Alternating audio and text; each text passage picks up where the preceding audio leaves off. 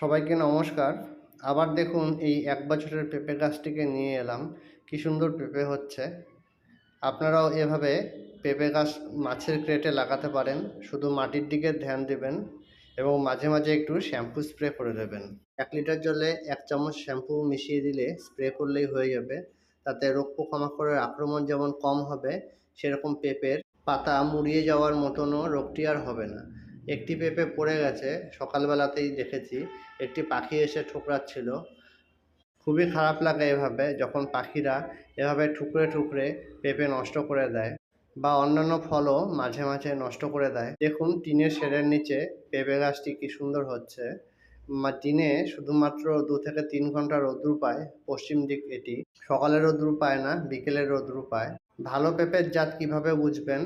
পেঁপে গাছগুলো যখন ওপরে চিকন হবে আর নিচে গোড়াটা বেশি মোটা হবে এবং পেঁপে গাছের হাইট কম হবে, সেই পেঁপে গাছই হলো উন্নত মানের পেঁপে।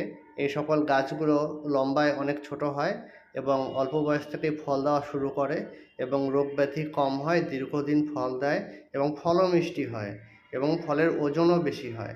এই ফলগুলো দেখতে পাচ্ছেন পেঁপের, এগুলোর ওজন মোটামুটি ১.৫ থেকে ২ কিলো অবধি হয় এবং দেখুন এই পাতাগুলোকেও, এই সাকুলেন্ট গাছটির পাতাগুলোকেও পাখি ঠুকরে ঠুকরে ফেলে দিয়েছে। কী আর বলি, গাছপালা করতে গেলে একটু এদের অত্যাচার সহ্য করতেই হবে। তা যা বলছিলাম, বাড়িতে এই হাইব্রিড পেঁপে গাছগুলো অবশ্যই লাগাবেন। এই পেঁপেগুলো কাঁচা অবস্থায় সবজি খেতে বেশি ভালো লাগবে না। সবজি খাওয়ার জন্য লোকাল পেঁপে গাছ লাগাবেন।